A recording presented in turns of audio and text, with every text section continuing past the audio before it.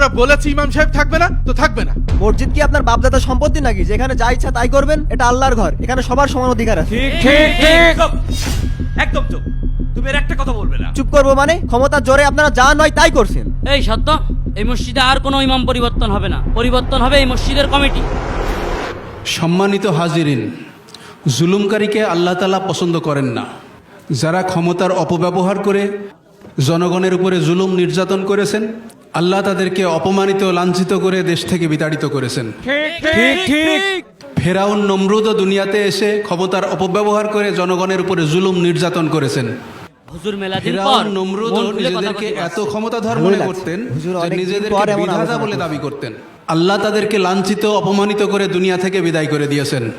তাই এখনো আপনারা যারা জুলুমের সাথে জড়িয়ে আছেন ফালতু তাদেরকে বলছি, সম্প্রতি আপনারা দেখেছেন কিছু জুলুমবাজ লোক বিচারপতির আসনে বসে নিরপরাধী লোকের উপরে কিভাবে শাস্তি চাপিয়ে দিয়েছেন।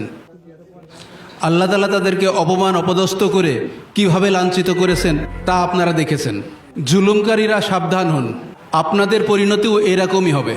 আল্লাহ তাআলা মানুষকে ক্ষমতা দেন। ঠিক আলোচনা করছে। খুব সুন্দর আলোচনা করেছে, আমাদের এরম আলোচনায় শোনার দরকার। আল্লাহ তাআলা কোরআনে কথা বলেন, শুনে না।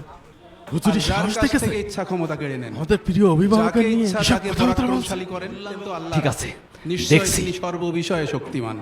এ থেকে আমাদের শিক্ষা গ্রহণ করা উচিত, ক্ষমতা চিরস্থায়ী নয়। সম্মানিত উপস্থিতি, আপনাদের সকলের অবগতির জন্য জানাচ্ছি যে আজকের জুম্মা নামাজের পর থেকে এই ইমামকে আমাদের মসজিদ থেকে অব্যাহতি দিচ্ছি। সভাপতি সাহেব, আমার একটা কথা আছে, আপনার ইচ্ছা মতো ইমাম তাড়িয়ে দেন, আবার ইচ্ছা মতো ইমাম নিয়ে আসেন। আপনি এই 3 মাসে 4টা ইমাম পাল্টাইলেন, এতে ইমামের অসম্মান করা হচ্ছে, আমাদের এলাকার বদনাম হচ্ছে। ঠিক ঠিক। ইমাম সাহেব যদি অন্যায় অপরাধমূলক কথাবার্তা বলে তাহলে তো তাকে তাড়িয়ে দেবই, এটা আমার কর্তব্যের মধ্যে পড়ে।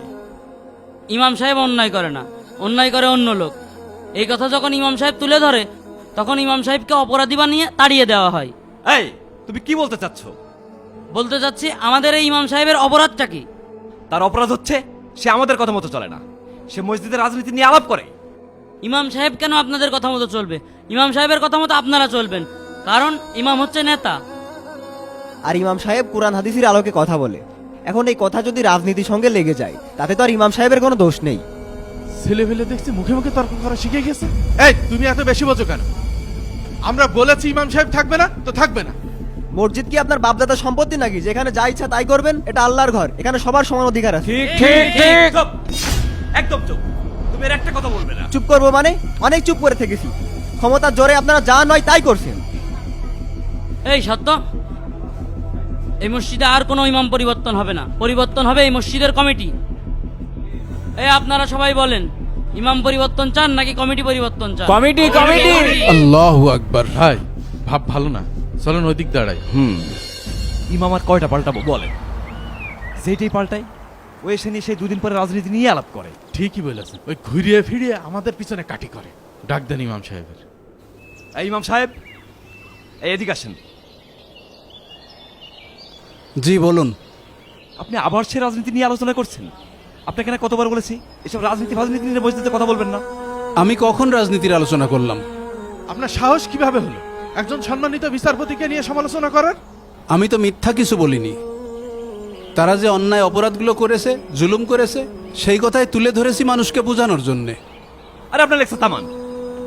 আপনাকে কতবার বলেছি রাজনীতি নিয়ে আলাপ করবেন না, আপনি আমাদের কোনো কথাই শুনছেন না। আপনি কাকে ধমক দিচ্ছেন? আমি কি আপনার গোলাম নাকি? আমি সব সময় হকের কথা বলবো, তাতে কারোর গায়ে লাগুক আর না লাগুক ওটা আমার দেখার বিষয় না। আপনি আমাদের মুখে মুখে তর্ক করছেন।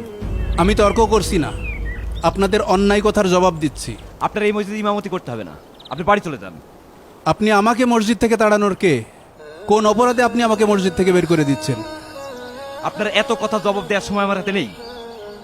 আপনি বের হন, এক্ষুনি বের হন। এই মহল্লায় কি আপনারা দুইজনই আছেন নাকি আরো লোক আছে? মসজিদের মুসল্লিরা যদি আমাকে ইমামতির দায়িত্বে না দেখতে চাই আমি চলে যাব। এই আপনার কথা কানে যাচ্ছে না? আমরা বলেছি আপনাকে চলে যেতে, তারপরও আপনি কথা বাঁচাচ্ছেন। আজকের মধ্যে যদি আপনি মসজিদ থেকে না যান আপনাকে আমি দেখে নেব। এই চলেন।